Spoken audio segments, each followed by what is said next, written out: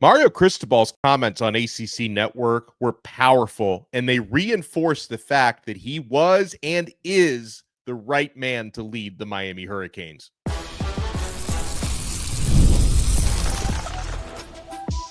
You are Locked On Canes, your daily podcast on the Miami Hurricanes, part of the Locked On Podcast Network, your team every day. I am Alex Donno, University of Miami alumnus, co-host of Locked On ACC and host of Postgame on the Miami Hurricanes radio network. And thank you so much to the everydayers for making Locked On Canes your first listen and your first watch. We're available free wherever you get your podcasts. We're free on YouTube. We're part of the Locked On Podcast Network, your team every day.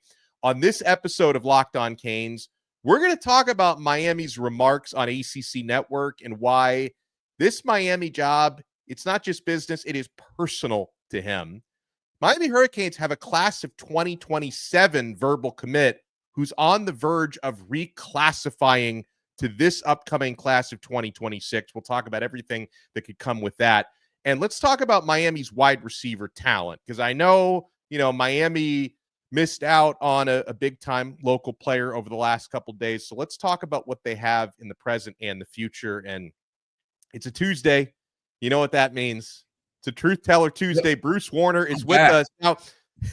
And Bruce, when I was hearing and reading the comments that Cristobal made, and it was an interview where they covered a lot of stuff on ACC Network, but him talking about what the Miami job means to him, it actually reminded me of that speech that you made on the show, when Miami was 9-0 last year. Yeah. After was it after or right before the Florida State game? And you were praising everything Mario's brought to the program. And I kind of felt like you were spot on with what you said back then. Mario takes that to heart to this day.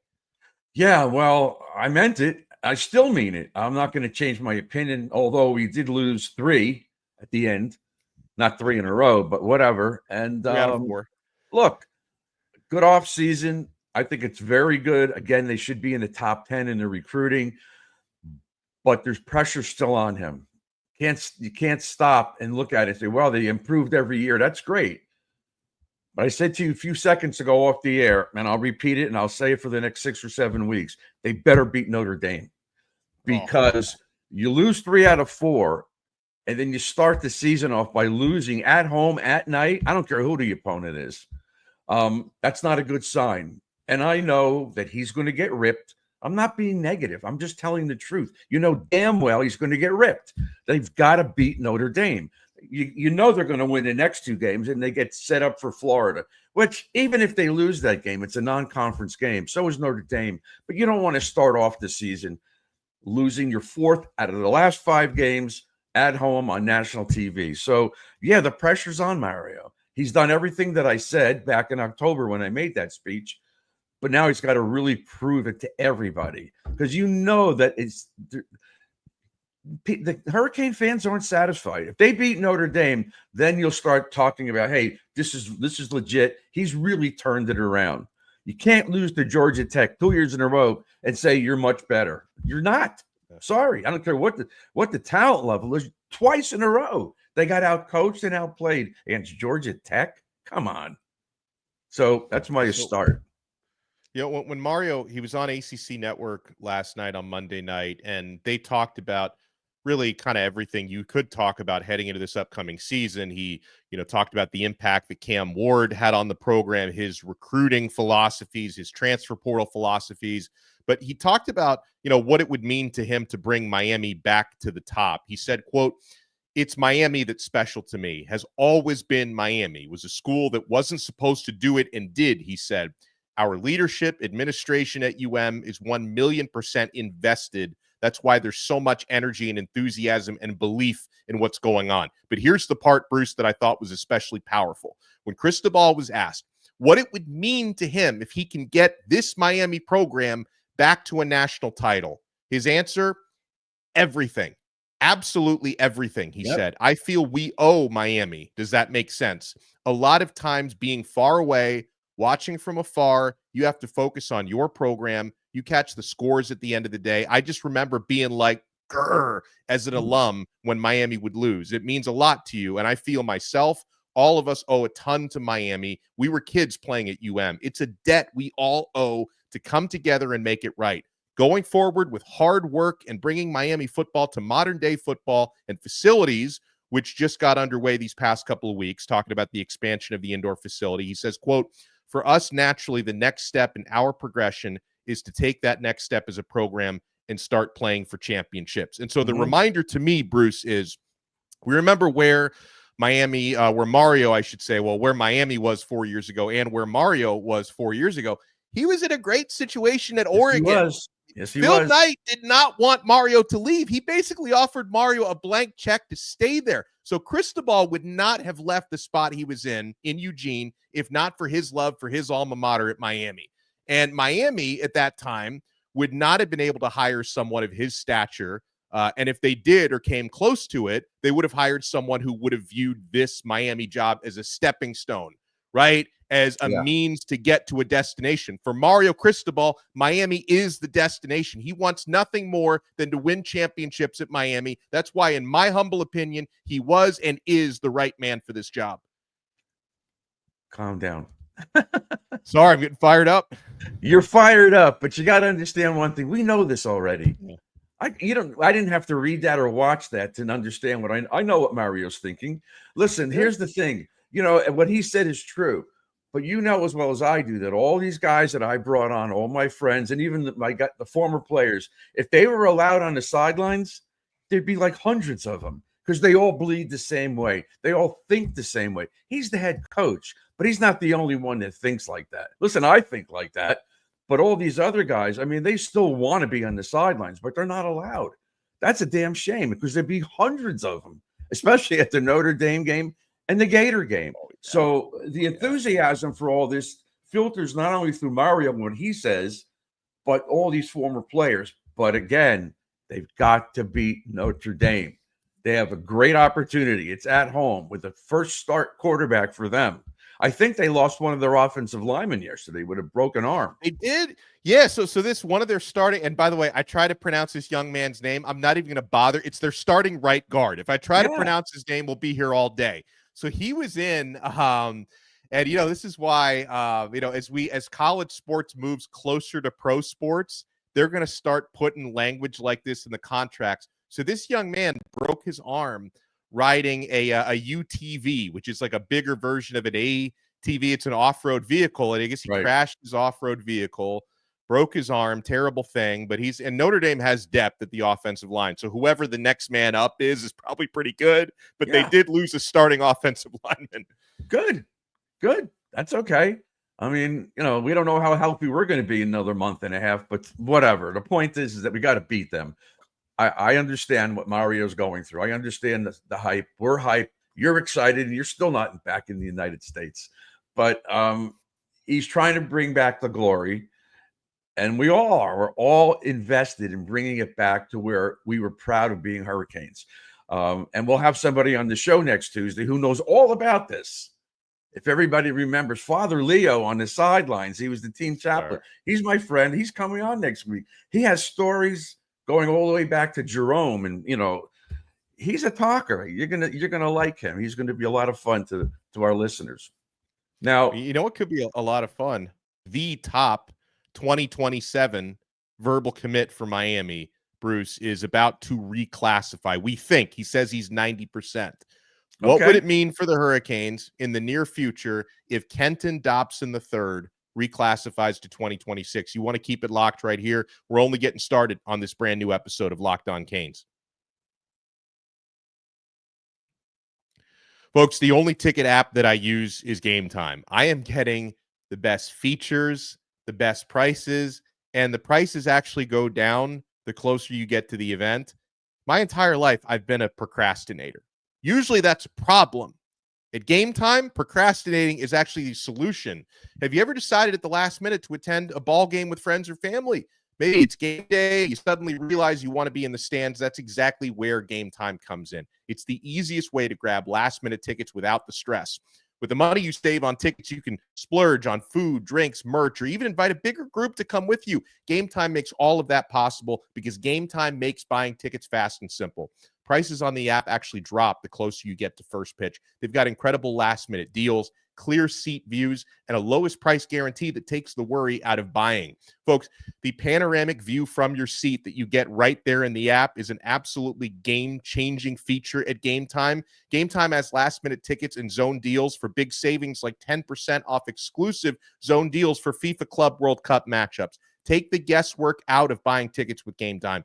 Download the Game Time app, create an account, and use code LOCKEDONCollege for $20 off your first purchase. Terms apply. Again, create your account and redeem code LOCKEDONCollege for $20 off. Download the Game Time app today. Last-minute tickets, lowest price guaranteed.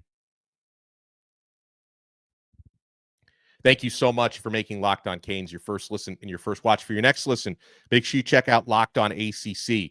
Kenton Gibbs and I will have a new episode coming out later on tonight.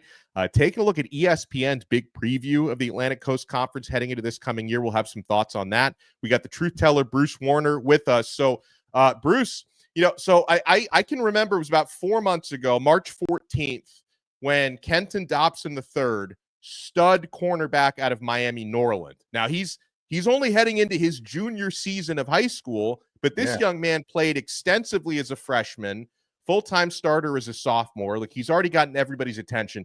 Kenton Dobson is, I think he's the second-ranked cornerback in the entire class of 2027. So this is a blue-chip player. And I went back to a conversation, Bruce, that I had, back in mid-March with Larry Bluestein, where we were talking about Dobson right after he committed to Miami. And one of the comments that Blue made to me was, and neither of us knew at the time that Dobson may reclassify, but Bluestein went out of his way to mention that this young man is incredibly stellar in the classroom, that, A average grades are off the charts, which is clearly the case because Kenton Dobson III, again, 2027 commit to Miami at this moment, he told Kane Sport yesterday that he's 90% leaning to reclassifying into the class of 2026, where I would imagine he would stay with Miami because he loves Miami. He's not going to reclassify and decommit or anything like that. And so, Bruce, the fact that this young man rocks it in the classroom tells you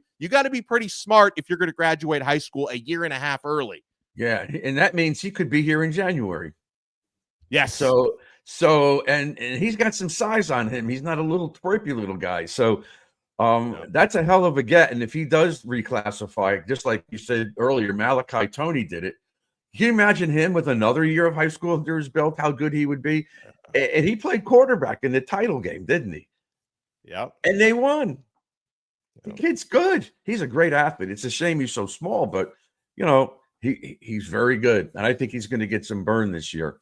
So the Dobson kid, first of all, the fact we got him that early and he's that good 2 years in advance, a 27 kid, shows you a lot. The kid obviously wanted to be a Hurricane, and now he's going to reclassify, and he'll be here in a few months. He can't play this year, but so what?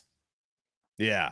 Yeah. So he said, look, it's not a done deal yet, but he told Kane Sport like 90%. And listen, his logic is sound because from where he sits, and Malachi Tony was in this situation last year, like he's advanced enough through his coursework where he is able to graduate that early. And in his mind, let me get into my college program a year ahead of schedule so I can get into that system, be practicing with, the more advanced players, get the more advanced coaching that comes at the college level. And he also brought up superior athletic training and sports medicine because, right.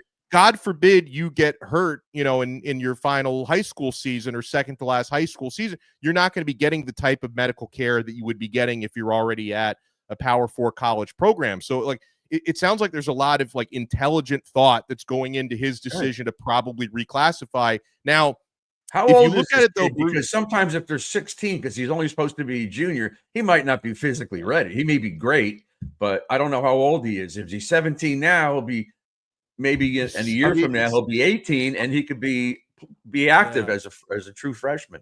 I mean, I don't know for sure. The fact that he just finished his 10th grade year. So he's probably 16. I don't know for sure. Don't quote me on that. But he's probably 16. But like you I'm mentioned, going to look it up physical now. maturity.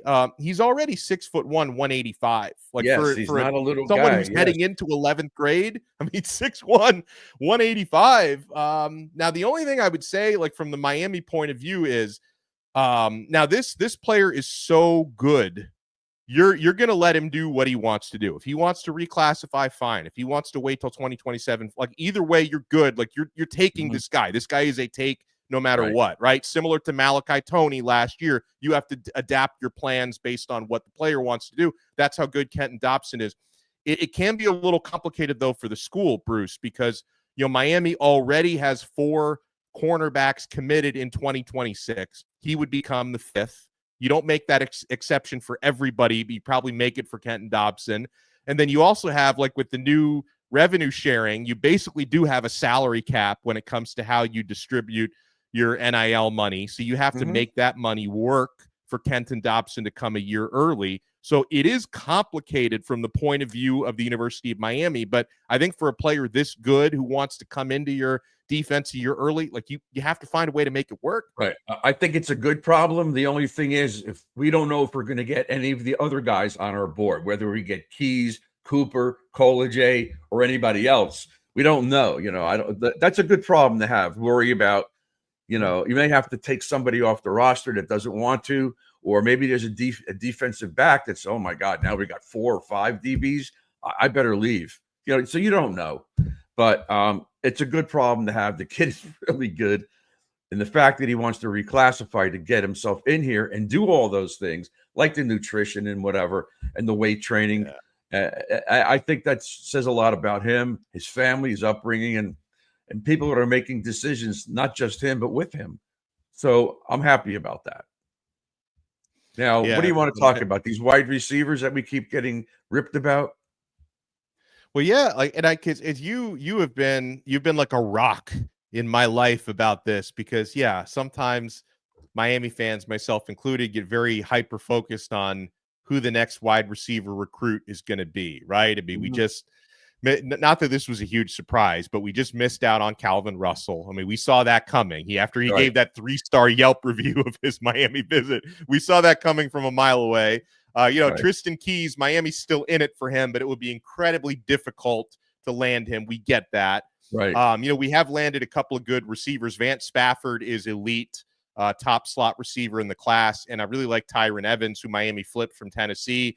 So we gotten some good ones. But then, like, Bruce, there's also who we already have in the building, right? I mean, you think of, I'll let you wax poetic on this, because we have a number of young receivers who Kevin Beard has recruited over the past couple of years, who are in the building right now, who can try to do great things this year. We had a kid named Robinson last year that came in. He didn't get any burn at all. Anybody know what's going on with him? Do you? I haven't heard a word about him. Yeah, he was banged up. Did he play in the spring? I don't remember seeing him in the spring either. No, I don't think he played at all in the spring. And someone who's got that kind of a nagging injury like that, you can't count on him. But I'm hoping that Nye Carr turns it around. All we heard how electric he was with the ball in his hands and blah, blah, blah. And he hasn't done anything. We all expect JoJo to be really good, but again, an inexperienced guy. And Daniels, I think, is going to help a lot. But I'm looking for Josh Moore. I'm looking for somebody, if he gets into the game, even if he's a decoy, you send him down the field, a safety's got to go over the top and cover him. And sometimes it's not about the catches you make. It's what you bring to the table to help your teammates. So if he's taken off down the field, somebody's got to go with him, because a corner one-on-one with his length and his height, mismatch. So I'm hoping he gets in the games, especially game 2 and game 3, to get his feet wet. I don't know how much he's going to play against Notre Dame, but we have talent. We do have some talent. I'm excited. I like to see if maybe Ray could do something. He has done nothing in the 2 years he's been here, but I know he lost some weight. I know he's working on quickness and speed. Let's see what he can do. you know. And I think we're pretty loaded at the slot. I mean, you know, Ray had a pretty good spring. He's going to try to create more opportunities. Right. You know, Miami brings in Tony Johnson from Cincinnati. He might end up being the starter there. We also have Malachi Tony, who it's like, you know, I don't think anyone would be too upset if Tony like doesn't necessarily start as a true freshman. But he had such a good spring, Bruce, and Tony was one of the MVPs of the spring game. I think he can get some playing time. Like he can get some burn his first year. So there's a ton of, like you said, a lot of these guys are players who haven't proven it on the field or haven't proven it at Miami, but there's a lot of talent there. In fact, I think somebody who could be a sleeper on this team this year is Keelan Marion, who Miami brought in from I talked to some BYU people about him. They loved him. They were not happy to lose him. And it's not just because of the special teams. We talk about the kick returning, but they also feel like Marion has like a ton of shiftiness and kind of unreached potential on the field that he might reach at Miami. I mean, I'm kind of hoping with Keelan Marion's speed, maybe he can become what we hoped Tyler Harrell would be a couple of years ago. You remember Harrell? Yeah, I remember him in for the year, but he was never healthy. But maybe Keelan Marion can be that Tyler Harrell that we thought we were getting a couple of years ago. You know, and we also talk about Lofton a lot, I'm expecting him to do a lot better. But I think this Bauman kid, he's a big kid. And I've seen some videos of him. He can catch. He's tough. You know, they need not just a tight end that can run down the field, but a blocking tight end that can catch. So there's so much emphasis on Beck. And is he good? Is he worth the money? They overpaid for him. He stinks. He had a bad year. That's great. But you know what?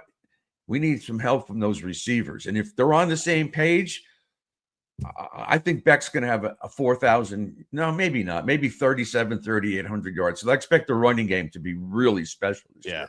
They got a lot of running backs that could tote it, you know. Well, I want to circle back to the Notre Dame game starting the year because I on a couple days ago, there was a Saturday or a Sunday episode. I talked a little bit about the Notre Dame game, but there was one aspect of it I probably didn't talk about enough. You want to keep it locked right here. We're not done yet. We got the truth teller with us on this brand new episode of Locked On Canes.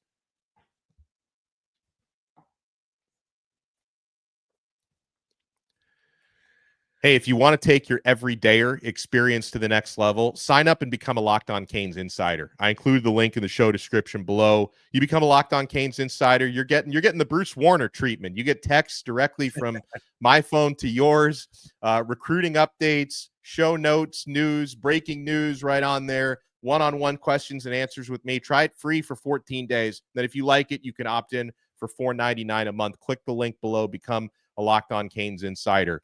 So, you know, Bruce, over the weekend, I was talking about certain key players on Miami that need to step up against Notre Dame. But like one area that's not necessarily one player that has to do this, but Miami needs to be stout against the run, against the Fighting Irish, because and both teams, like this game can be won in either direction with the running game. Whoever runs for more yards, scores more rushing touchdowns, because the Fighting Irish, I remember, Bruce, when I was watching the college football playoff last year, knowing that Miami was going to open the season against Notre Dame, and I'm watching the CFP, and I'm watching Jeremiah Love shredding the competition, Notre Dame star running back. And I remember like, oh God, I hope that this guy is draft eligible. Like I hope he's about to leave, go to the NFL.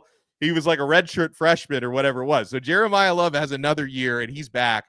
You know, Miami needs to at least contain Love, because if you can't, it's going to make the life of true freshman quarterback CJ Carr that much easier. Absolutely. Listen, if they're in second and short and third and short all game, we're in real trouble. You want to make that kid throw the ball. You want to make Notre Dame more one-dimensional. So it works both ways. We got to stop the run, but on offense, like last year, we got to score and make them come from behind. We haven't really come out of the gate that fast since Mario's been here. That would be nice to come out of the gate. We were 21-0 against Syracuse, and look what happened. So that was the one game I thought, oh, man, we're going to kill these guys. This is great. And boom, the bottom fell out. So there's so much unknown for the Canes team this year. As enthusiastic as we both are, and we're excited about it, there's so many I got to see it to believe it. Is the D-line any better? Is the secondary any better? Are the linebackers any better? What about the receivers? We lost a ton of offense from the receivers leaving. We lost an offensive lineman. We lost Rivers, whatever. But we should run the ball better this year. We really should. We have an experienced offensive line that's played together for years. So, but there are some things, and in the coaching, there's always something in Miami fans' heads. Is Mario going to make a bad call a timeout when he shouldn't, whatever? And, there's with all the excitement, there's still a part of me, and they keep calling me Mr. Negative. I'm not negative. I'm just concerned. I want to see us go out there and beat the daylights out of them. They got killed by Ohio State. Not that we're Ohio State. Yeah. Right. But, I don't think they're that great. They're not. They play tough. They're a very physical team. We have to match the physicality, which we should do at night at home. We should. Yeah, we should. Yeah. If there is another thing, and I know I started the show telling you why I think Mario Cristobal was and is the right man for this job. Another reason why I feel that way is I love the way that he builds a roster, because you're going to set your foundations at the line of scrimmage on both sides. Now, there are, I guess there's some questions about the defensive line. I think they've got really good players, maybe not enough depth at defensive tackle, but they've got some really good defensive tackles. They do have a very deep edge rusher rotation. And the offensive line, it's almost unquestionable, the O-line. James Brockermeyer, you got a new center this year. Markel Bell will be the full-time left tackle, but that unit should be really good. I think Inez Cooper is someone who's probably underrated. People don't talk about him enough. That dude is an absolute mauler. So it's like, I think Miami can hang with anybody at the line of scrimmage, Notre Dame included. And you're going to give yourself a chance to win every game you're in when you can go toe-to-toe or dominate at the line of scrimmage. And you're going to see this year, as I talk about the tackles, if Justin Scott plays to the next level, and the Blake kid is pretty good. I know Moten's getting better. You're going to see Messidor and Bain in the backfield a lot more than last year, that's for sure. Those D tackles have to occupy those three guys in front of them and let the ends go one-on-one. You're going to see a big difference. We need that push up the middle from the interior defensive lineman. And you watch the game. At the end of the first quarter, if Notre Dame is second and short and third and short, we're in trouble. Can't let that happen. We have to turn this kid into a passer and make him win the game for Notre Dame. And I think that's the way it has to be. And offensively, we got to score. We can't settle for field goals. We don't have the magician back there, but I have a lot of trust and faith in Carson Beck. I just do. Yeah. I don't know why everybody's ripping him like this. Because of the money? Transferred. He had the audacity to leave Georgia and go to Miami. That's why. Well, according to you, the Georgia fans are happy he's out. They like the other kid better. Well, they say that now. Well, I don't know if they'll be saying that right. in 3 months, but yeah, they say it now. Yep. I don't know how good that kid is. He played well, but he's not going to win you that many games. And Beck, I'm not worried about his throwing. I think he could throw deep. He makes all the throws. How are you preseason Heisman last year and you're a bum now?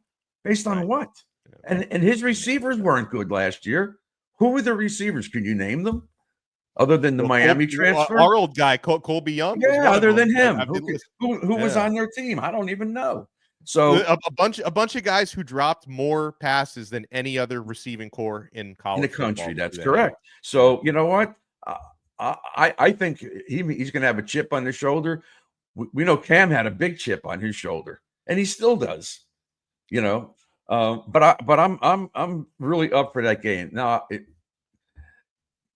if we lose, would a pin go in me? And I go, probably. Probably. It's like throwing a dart at a hot air balloon. You just. Here's the thing: if we lost that game, the next two are winnable opponents. Yeah. But then we have to beat Florida. Like if we beat Florida, then I'm right back in. just when I thought I was out, they pull me back in. But Notre Dame is a higher rated team. It is. They're a real rival. Florida, you could say it is. It used to be. But listen, I hate both of them badly, but we got to beat Notre Dame. That's simple as that. You can't lose that first game and everybody's going to start, oh, here we go again. I don't want to hear that anymore. I've had enough. It's been a long, long time since we've gone out there. And look, last year we scored a lot of points, but who did we blow out? USF 50-15. Florida. We blew out Florida. We blew out Florida in the first game. In the swamp, which is so tough place to play. We destroyed them. But again, it's a new year. I want to win. I'm not going to predict 12-0 like I did last year. That's stupid. But because there's a lot of uncertainty, there's a lot of youth. Yeah. The team is very talented, but we're still very young. Very young. I get it. Maybe if you won't predict 12-0, we'll predict 11-1. We appreciate your time as always. He is the truth teller. You're coming back. You're coming back Thursday, right? Yeah, I'm coming back. It's going to be a long day of travel on Thursday. So I'm going to do a show tomorrow. I'll definitely do a show Friday. I don't think I'll be able to do a show Thursday because it's, going to be in the air all day. And then I'm going to be tired once I get back at night. So you'll have to forgive me if I take Thursday off after my transatlantic But don't you flight, gain 6 hours? You gain time when you get back here, don't you? Yeah, you do gain time, but still, we got to make a long connection we're flying from Milan to London, long connection in London. By the time we get back to the USA, it's going to be like dinner time, and then I'm going to want to go to bed after. Oh yeah, you're going to go to sleep. You'll probably sleep the whole weekend. Probably will. Any announcements coming up? Yeah. Who is it? There's Lamar Brown is good. I don't think it's going to be Miami, but Lamar Brown is announcing Thursday, the 5-star defensive tackle out of Louisiana. LSU, A&M, and Miami seem to be the 3 front runners.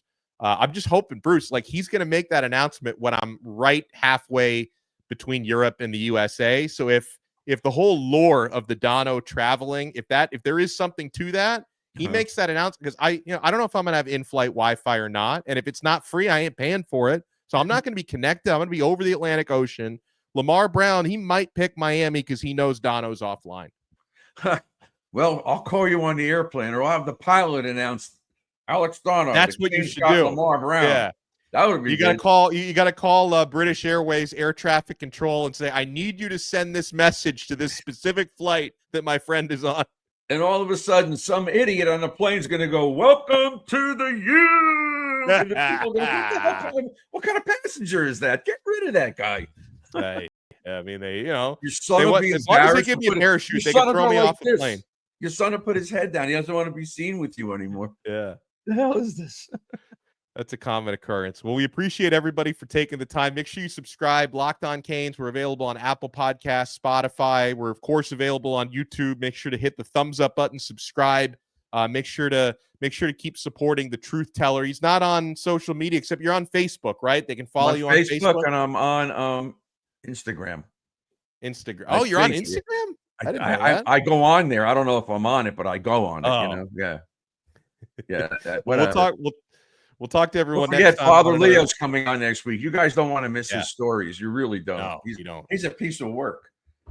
That'll be next Tuesday with Father Leo. I'll talk to you guys again tomorrow. I think Gio Million's going to be joining me tomorrow, as long as we can work the schedules out correctly. I'm 6 hours ahead of him, so I think Gio's going to be on. If he can take like a 30-minute break from playing the video game, because he's on that thing 24/7. Oh, really? We'll talk to you guys then on another episode of Locked On Canes. We are part of the awesome Locked On Podcast Network, your team every day.